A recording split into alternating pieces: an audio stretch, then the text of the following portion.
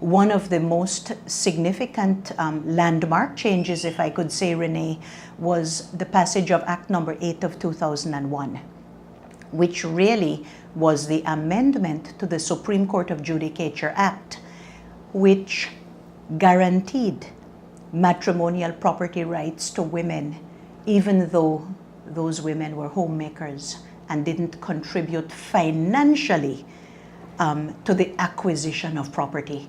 And so after 30 years of marriage, a woman could have not had the property in her name and left with nothing before that legislation. Now that legislation made it mandatory for the court to look at the contributions of women as a homemaker, as a caregiver, minding the home and the family and the husband and everybody, but not having contributed financially. But that home giving and home caring has to now, by law, be taken into consideration. And I believe if there was a little shining moment, that would have been it. And right now, in 2017, we have had various attorneys who have brought the practice of that passage of legislation into full effect.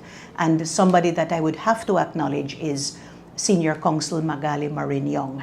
I think she was involved in one or two of the landmark rulings putting into effect that legislation that we passed in 2001. So those were good years.